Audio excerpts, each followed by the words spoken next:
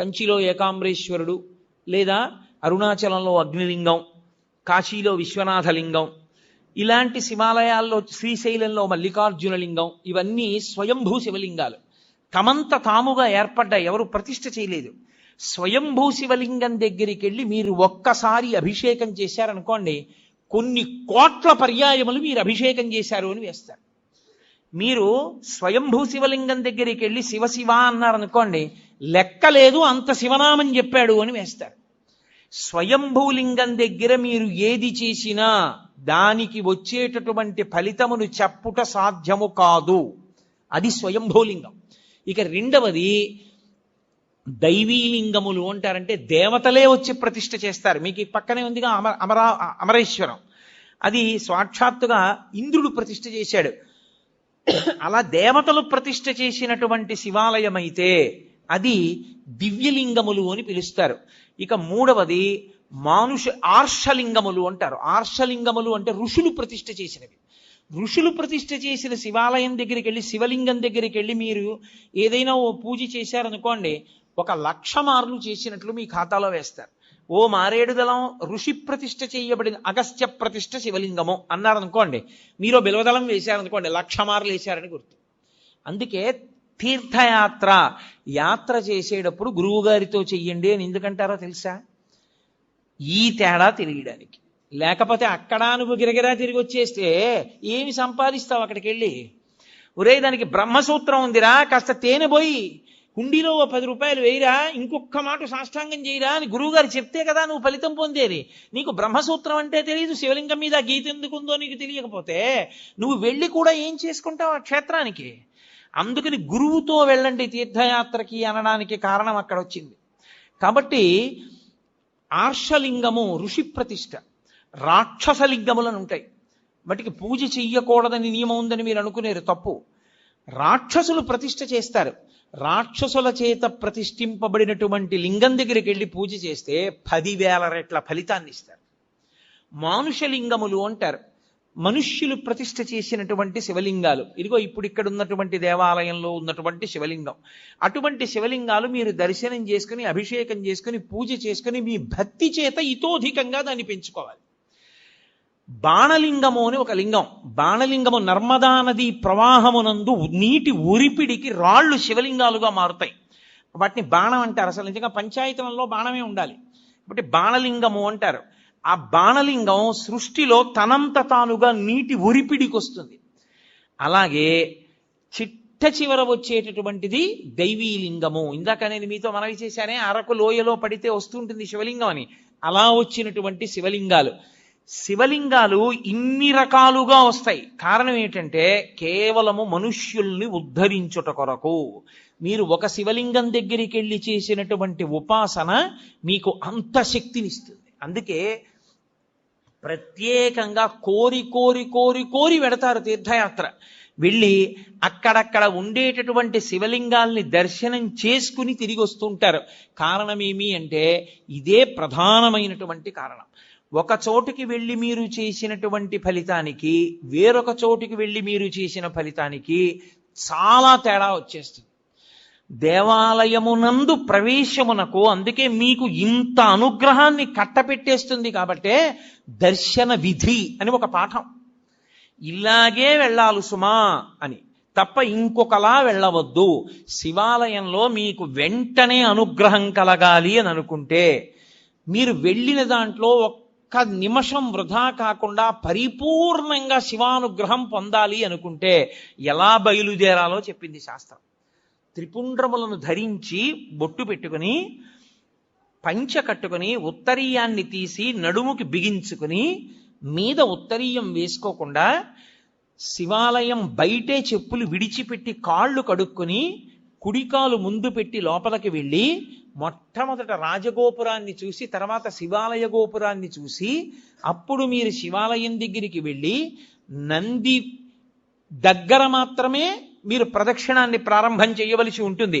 కాబట్టి నందీశ్వరుడి దగ్గర ప్రదక్షిణాన్ని ప్రారంభం చేసి వెళ్ళేటప్పుడు దేవాలయంలో మహామంటపము, అర్ధమంటపము, ముఖమంటపము అని 3 మంటపాలు ఉంటాయి.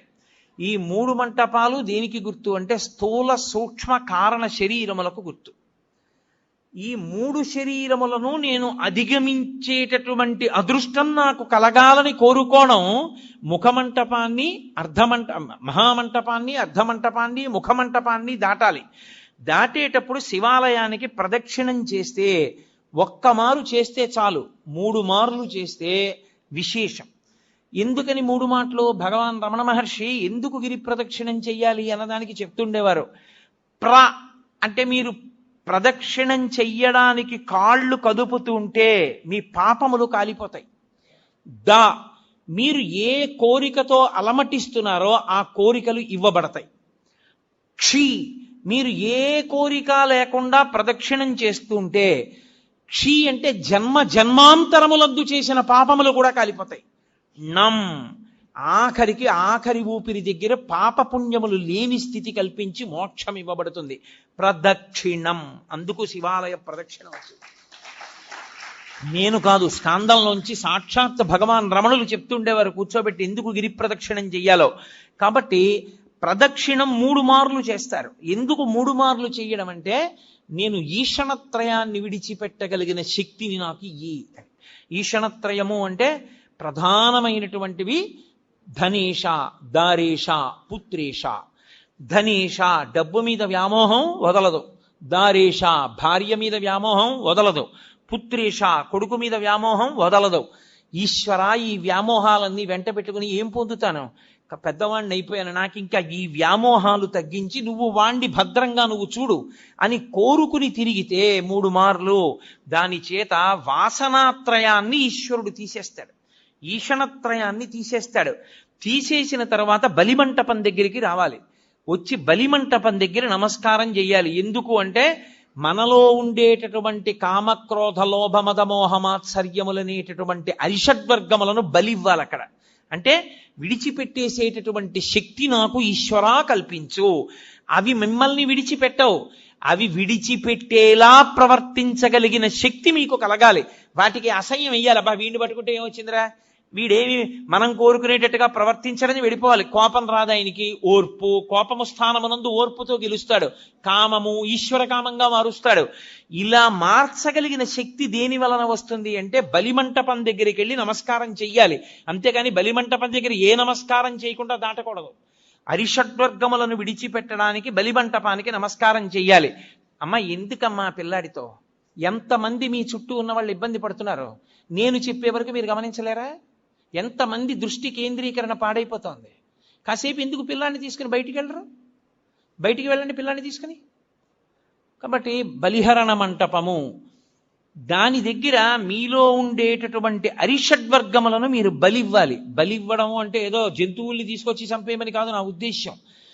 వాటిని అధిగమించగలిగినటువంటి శక్తి ఈశ్వర కృపాకటాక్ష వీక్షణముల చేత మీకు అబ్బాలని కోరుకోవడం, అది బలిమంటపం దగ్గర నమస్కారం. తర్వాత ఈశ్వరుడి యొక్క వాహనానికి నమస్కారం చేస్తారు. నందీశ్వరుడు, గరుత్మంతుడు వీళ్ళు వహిస్తారు పరమేశ్వరుణ్ణి. వహించడం అంటే వీపు మీద కూర్చోబెట్టడం కాదు, ఎప్పుడు గుండెల్లో పెట్టుకుంటారు. అందుకే నంది చూపు శివుడి మీద ఉంటుంది, పృష్ఠభాగం ప్రపంచానికి ఇస్తాడు. ఆయనకి ప్రపంచంతో సంబంధం లేదు, పరమేశ్వరుడితో సంబంధం. ఎప్పుడు నిరంతరం నిన్ను గుండెలో పెట్టుకుని ఆరాధన చేసేటటువంటి ఈ వాహనం ఎటువంటిదో, పరమేశ్వర నేను కూడా నిన్ను గుండెల్లో పెట్టుకుని ఎప్పుడూ నీ గురించి స్మరణ చెయ్యగలిగినటువంటి భక్తి నాకు కల్పించు. కాబట్టి వాహనానికి నమస్కారం చెయ్యాలి. ఒక్క శివాలయం దగ్గర మాత్రం వాహనానికి నమస్కారం చేస్తే కుదరదు. ప్రదోషం దాటిపోతే, ప్రదోషము అంటే సాయంకాలం అసుర సంధ్య వేళ, అసుర సంధ్య వేళ ప్రత్యేకంగా పరమేశ్వరుడు ఈ భూమండలం మీద కదులుతాడు. 2 ప్రదోష వేళలో తాండవం చేస్తాడు. దేవతలందరూ శివాలయం దగ్గరికి ఎడతారు. అందుకే ప్రదోష వేళలో ఒక్క శివాలయానికే దర్శనం. 2 నరసింహస్వామి దర్శనం చెయ్యవచ్చు, దోషం లేదు. కాబట్టి మహానుభావుడైనటువంటి పరమేశ్వరుడి యొక్క దర్శనానికి వెళ్ళేటప్పుడు మీరు ఆ వాహనం దగ్గరికి వెళ్ళి నువ్వు ఎలా భగవంతుణ్ణి గుండెల్లో పెట్టుకుని మోస్తున్నావో అలా నేను కూడా మోయగలిగిన శక్తినియ్యి అని అడగాలి. విష్ణు ఆలయంలో గరుత్మంతుడికి నమస్కారం చేసి వెళ్ళిపోతాం. ఒక్క శివాలయంలో మాత్రం ఒక నియమం ఉంటుంది. పగటిపూట అంతా శివలింగం ఒక్కటే ఉంటుంది దర్శనానికి యోగ్యంగా. సాయంకాలం అయిపోతే సాధారణంగా కవచం పెట్టేస్తారు. కవచము అంటే రూపాన్ని పెట్టేస్తారు. ఇగో ఈ వెనకాతల ఉన్న రూపం ఎలా ఉంటుందో అటువంటి దాన్ని శివలింగానికి తొడిగేస్తారు. ఒకసారి కాని శివలింగానికి కవచం తొడిగారా ఇక మీరు నంది యొక్క శృంగముల నుండి చూడకూడదు. అలా కాని కవచం తొడిగి లేదా మీరు తిన్నగా నిలబడి శివలింగాన్ని చూడకూడదు. అప్పుడు చూసేటప్పుడు మాత్రం మీకు అదృష్టం పండిందని గుర్తు. కవచం పెట్టకముందు మీరు శివాలయంలోకి వెళ్ళారంటే మీ భాగ్యం పండిందని గుర్తు. ఎందుకో తెలుసా? ఈ సమస్త ప్రపంచమునందు కేళి చేసే శివస్వరూపం దర్శనం అవ్వాలంటే నందీశ్వరుడికి ఆయన ఇలా ఉంటే మీకు ఎడం పక్కన నంది ఉండేటట్టుగా వచ్చి మీ ఎడం చేత్తో ఆయన యొక్క పృష్ఠభాగంలో అవయవాన్ని ఒక్క లిప్తకాలం పట్టుకోవాలి. కుడి చేతి బొటన వేలు చూపుడు వేలు శృంగముల మీద ఉంచాలి. ఉంచి వృషస్య వృషణం స్పృష్ట్వా శృంగమధ్యే శివాలయం దృష్ట్వా క్షణం నరోయాతి కైలాసే శివదర్శనం. ఇలా పెట్టి తర్వాత ఎడం చేత్తో పట్టుకుని ఒక్కసారి ఇలా నొక్కి వదిలేయాలి. అలా నొక్కి వదిలినప్పుడు ఆయన ఊపిరి అనాగుతుంది. ఆయన ఊపిరిలో సయ్యాటలాడుతుంటాడు ఊయలలో శివుడు. ఆ ఊయల ఆగుతుంది. ఆగినప్పుడు ఆ శివలింగాన్ని ఒక్కసారి చూసిన వారెవరో వాడు కైలాసమునకు వెళ్ళి పరమేశ్వర దర్శనం చేశాడని వేస్తారు ఖాతాలో. అది శైవాగం. కైలాసే శివం దృష్ట్యా కైలాసమునందు పరమశివ దర్శనం చేశాడు. కవచం పెట్టేశారనుకోండి ఇక చూడకూడదు. అలాగా నిర్మాల్యాన్ని శివాలయంలో ఎప్పుడూ నందీశ్వరుడి మీద విసర్జించరాదు. మహాదోషం. నందీశ్వరుడి మీద మీరు శివాలయంలో ప్రసాదాన్ని పెట్టకూడదు.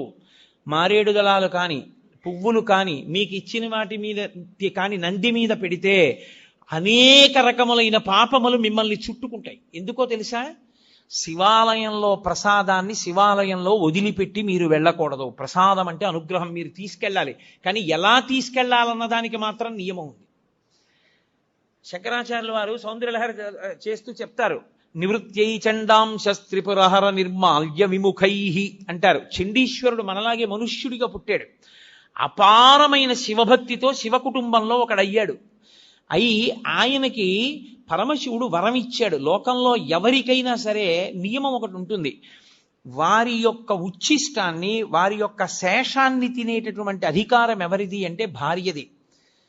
మంచినీళ్లు తాగగా ఇంకా నీళ్లు మిగిలితే ఆ గ్లాసు తీసేటటువంటి అధికారము భార్యది. తన విస్తట్లో భోజనం చేసిన తర్వాత మిగిలిన పదార్థాన్ని తినడానికి అధికారం ఉన్నది భార్యయే. ఇతరులకు ఎవ్వరికీ అధికారం లేదు.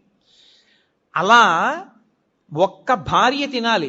పరమశివుడు లోకమునకు మొట్టమొదటి మహానుభావుడు అయినా కూడా ఆయన చండీశ్వరుడికి ఒక వరం ఇచ్చాడు. నేను తినగా మిగిలినదేదో అది పార్వతి కూడా ముట్టడానికి వీల్లేదు, నువ్వు తింటావు. కాబట్టి నివృత్యై చండాంశ త్రిపురహర నిర్మాల్య విముఖై. అందుకే మీరు శివాలయంలో కొబ్బరికాయ ఇచ్చారనుకోండి, కొట్టి మీకు ఇచ్చారనుకోండి, మీరు దాన్ని ప్రీతితో చూడకూడదు. దాన్ని అలా చేత్తో పట్టుకుని మారేడు దళాలు చండీశ్వరుడి దగ్గరికి వెళ్ళాలి. చండీశ్వర స్థానంలో ఆయన ఎప్పుడు ధ్యానముద్ర యందు కూర్చుని ఉంటాడు. దురదృష్టం ఏంటంటే చండీశ్వర స్థానం మీద ఏ శివాలయంలోనూ శ్రద్ధ ఉండదు. మీరు చూడండి, ఎప్పుడైనా ఏ శివాలయంలోనైనా ఎండిపోయి వెలవెలబోతున్నట్టు ఉంటాడు. అసలు శివాలయంలో 8వ శివస్వరూపం అది. అంత జాగ్రత్తగా ఉంచాలి దాన్ని. అక్కడికి వెళ్ళి మీరు చిటికె వెయ్యాలి. చిటికెల చండీశ్వరుడు అంటారు. ఆయనకి చెవుడు కాదు, ఆయన ధ్యానమునందు ఉంటాడు. ఆయన కళ్ళు విప్పుతాడు. కళ్ళు విప్పి చూస్తాడు, ఎందుకు చిటిక వేశావు అని. అయ్యా, నేను తీసుకెళ్ళకూడదు తిన్నగా, శివుడికి ఇవ్వగా మిగిలింది ఏదైనా మీకు ఇవ్వాలి. కొబ్బరికాయ కొడితే ఓ చెక్క శివుడి దగ్గర ఉంది, ఓ చెక్క మీకు ఇచ్చారు, అది చండీశ్వరుడికి వెళ్ళాలి. కానీ ప్రసాదంగా తీసుకెడదాం అనుకుంటున్నాను, మీరు అనుగ్రహించండి, ఇలా చూపించాలి. మీరు పట్టుకెడుతున్న దాంట్లో ఏదో కొద్దిగా అలా చూపించాలి. చూపిస్తే ఆయన చూసి సంతోషిస్తాడు. తీసుకో, నేను ఇచ్చాను నీకు ప్రసాదం అంటాడు. ఇప్పుడు చండి ముఖంగా మీకు ప్రసాదం రావాలి. అంతేగాని నందీశ్వరుడు వదిలిపెట్టమని ఏ శివాగమంలో ఉందో నాకు చూపించండి. ఎక్కడా లేదు.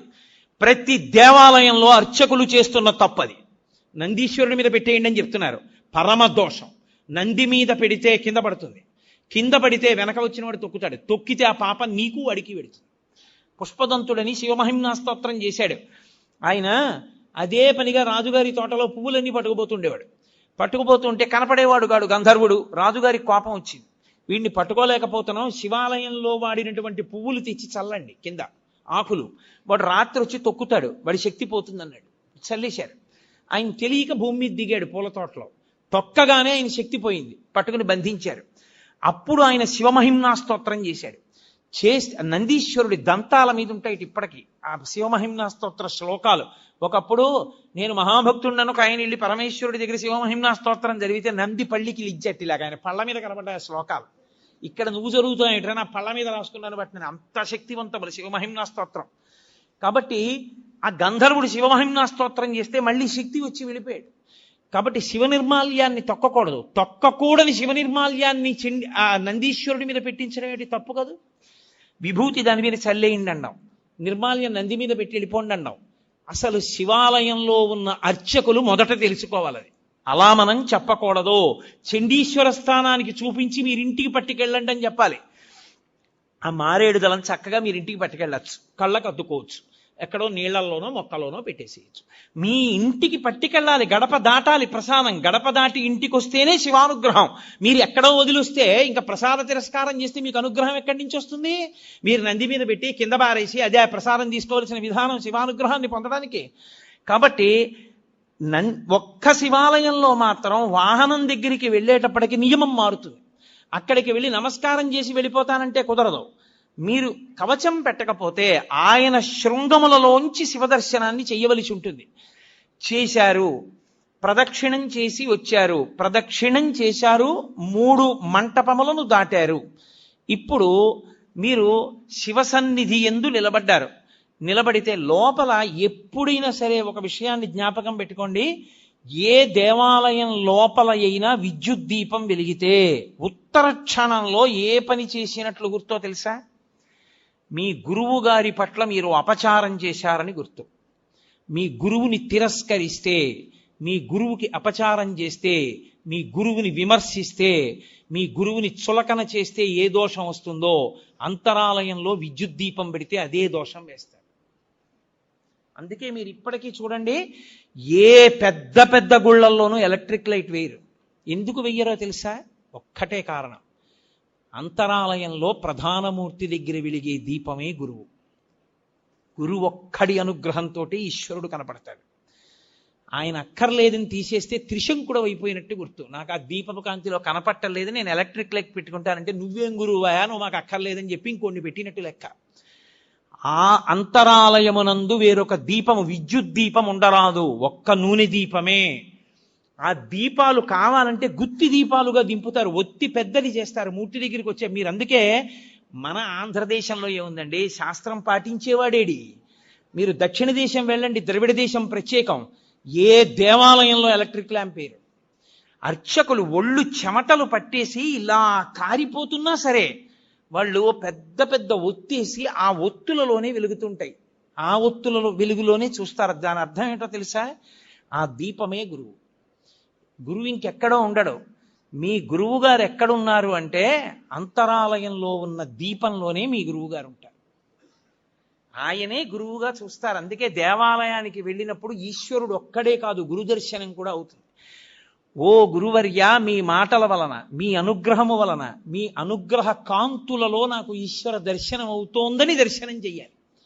అందుకే నూనె దీపం, నెయ్యి దీపం తప్ప విద్యుత్ దీపం వాడడం అనేటటువంటి మాటే లేదు శాస్త్రాల్లో. అందుకే ఈశ్వర ప్రధానమూర్తిని చూడగానే రెండిటిని మనసులో స్మరించాలి. ఒకటి గురువు, 2 ఈశ్వరుడు, ఇద్దరిని స్మరించాలి. స్మరించి నమస్కారం చెయ్యాలి. ఉత్తర క్షణంలో మీకు అనుగ్రహం గురువు ద్వారా కృప చేయబడుతుంది. మళ్ళీ దీపపు కాంతి ద్వారానే మళ్ళీ మీకు ఆ కన్నులకు ఆ దీపపు కాంతి ద్వారానే మీకు ఈశ్వర కటాక్షము గురుముఖంగా ప్రసరిస్తుంది. అందుచేత దేవాలయమునందు దర్శన విధి, ఈశ్వరుణ్ణి దాటి వెళ్ళడానికి ఇక ద్వారం ఉండదు. మనుష్య జన్మ యొక్క చిట్ట చివరి ప్రయోజనం ఆయన్ని చేరడమే, ఆయన్ని దాటడానికి ఇంకేం లేదు. అందుకే పృష్ఠభాగంలో అంతరాలయానికి ఇక ద్వారం ఉంచరు. అంతరాలయంలో ఉన్న పరమేశ్వరుడికి సమర్పణం చేసినప్పుడు ముచిక నుంచి తనంత తాను విడినవి ఇవ్వాలి. ఏవవి? పళ్ళు. కాయ ఇవ్వకూడదు దేవాలయంలో. ఎందుచేత అంటే ఈశ్వరుణ్ణి ఎప్పుడు అడిగినా పండిపోవడం ఒక్కటే అడగాలి. ఈశ్వరుడు మీకు ఫలప్రదాత, మీకాయన ఫలం ఇవ్వడానికి మీరు ఆయనకి ఫలం ఇవ్వాలి. ఆయనకి కాయలు ఇవ్వడం దోషం, ఆయనకి ఫలాలు ఇవ్వాలి. కాయలు ఎవరికి ఇవ్వాలి? అర్చకుడికి ఇవ్వాలి. మీ ఇంట్లో అరటి చెట్టు కాసింది అనుకోండి, 4 అరటికాయలు అర్చక స్వామికి ఇవ్వాలి, 4 అరటి పళ్ళు ఈశ్వరుడికి ఇవ్వాలి. 2 అగరత్తులు ఇవ్వండి, 3 కర్పూరం బిళ్ళలు ఇవ్వండి, 4 తమలపాకులు ఇవ్వండి, 2 వక్కలు ఇవ్వండి, అథవా ఓ బెల్లంగడ్డ తెచ్చి ఇవ్వండి. తప్ప కాయలు పట్టుకొని దేవాలయ ప్రవేశము చేయరాదు. నేను యథార్థంగా మీకు ఆగమంలో ఉన్న విషయాలు మాట్లాడుతున్నాను. అలా ఎవరు వెళ్ళి దేవాలయానికి నమస్కారం చేసుకుని బయటికి వచ్చి ఒక్క క్షణం కూర్చోవాలి. కూర్చుని మీరు ఏం చూశారో దాన్ని స్మరించాలి. మిగిలినవన్నీ ఎలా ఉన్నా తప్పకుండా దేవాలయంలోంచి బయటికి వచ్చేసేటప్పుడు మనసులో ఒకటి నిలబడాలి. ఆ పక్కన వేలాడుతున్నటువంటి దీపంలో పక్కకి ఉన్న పెద్ద ఒత్తి దాని వెలుతురు, ఆ వెలుతురులో ఈశ్వరుడు చూడాలి. ముందు గుత్తి దీపం, ఒత్తికున్న జ్వాలలో ఈశ్వరుడు. ఇప్పుడు గురువుగారి పాదములు, గురువుగారి అనుగ్రహముగా ఈశ్వరుడు. మీరు సర్వశ్రేయస్సులు పొందేస్తారు. కళ్ళు మూసుకుని ఆ దర్శనం చేసి బయటికి రావాలి. అది ఏ గురువు అనుగ్రహంతో గుడివేపుకి నడిచారో ఆ గురువు అనుగ్రహంతో ఈశ్వర దర్శనం చేసి కృతజ్ఞత చెప్పి పైకొచ్చినట్టు. కాబట్టి ఒక దేవాలయ దర్శన విధి ఈశ్వర దర్శనమునందు తెలిసి చేయి, తెలియక చేయి. నువ్వు వెళ్ళేటప్పుడు శివాలయంలో ప్రదక్షిణం చేస్తూ మెల్లగా ఓం తత్పురుషముఖాయ నమః, ఓం అఘోరముఖాయ నమః, ఓం సద్యోజాతముఖాయ నమః, ఓం వామదేవముఖాయ నమః, ఓం ఈశానముఖాయ నమః అని 5 ముఖాలకి నమస్కరించి నువ్వు చక్కగా మౌనంగా ఆ చండీశ్వరుడికి చూపించి ప్రసాదం పట్టుకుని ఇంటికి వస్తే పరిపూర్ణమైనటువంటి శివానుగ్రహాన్ని నువ్వు పొందుతావు. ఆ శివానుగ్రహము వలన నీవు సాధించుకోలేనిదన్నది ఇంకా లేదు లోకంలో. ఏదైనా సరే నువ్వు పొందగలవు. చిట్ట చివరికి సరే, నాకు అది సభాముఖంగా చెప్పడం ఇష్టం లేదు, కానీ తరువుకొస్తున్న మృత్యువుని కూడా వాయిదా వేయించడానికి శివాగమంలో మార్గం చెప్పారు. అన్ని వేళలా నేను దాన్ని వాడుకోమని చెప్పను, కానీ తరువుకొచ్చేస్తున్న మృత్యువుని కొద్ది కాలం వాయిదా వేయాలంటే సుశిక్షితంగా ఉంటే ఆ శివాలయంలో ఒక అభిషేకం చేసి వాయిదా వేయచ్చు. శివాగమని చెప్పింది. ఖచ్చితం మేం చెప్తున్నాం ఇదే మార్గం, ఇది తప్ప వినా మార్గము లేదని చెప్పేసింది. అంత శక్తివంతము శివాలయం అంటే. ఆ శివారాధన చేసి చేసి చేసి చేసి చేసి శివస్వరూపులైపోతారు. అయిపోయి వారి చేత్తో ఒక పండిస్తే, వారి నోటితో ఒక మాట అంటే, అందున శివతత్వం ఎరిగిన వాడు అభిషేకం చేశాడనుకోండి, ఆ తీర్థానికి ఉండే శక్తి అపారము. ఎందుకో తెలుసా? నా రుద్రో రుద్రమర్చయేత్. రుద్రుడు కాని వాడు రుద్రుడిని అభిషేకం చెయ్యకూడదు. శివతత్వము పరిపూర్ణముగా తెలుసున్నవాడు రమించిపోతూ శివాభిషేకం చేశాడనుకోండి, ఆ అభిషేక తీర్థమునందు శివశక్తి పరిపూర్ణంగా పట్టుకుంటుంది. తజ్జలాన్ అని ఈశ్వరుడికి పేరు. ఆ అభిషేక తీర్థమును నువ్వు పుచ్చుకోవడం అంటే సాక్షాత్తు శివానుగ్రహము నీలోకి ప్రవేశించుటయే. అందుకే శివభక్తి తత్పరుడైన వాడు చేసిన అభిషేక తీర్థం, శివాలయంలో అర్చక స్వామి చేసినటువంటి అభిషేక తీర్థం, ఒకటిది భక్తి, వేరొకరిది దీక్ష వలన వచ్చిన శక్తి. ఈ రెండిటిది ఒకటే స్థాయి.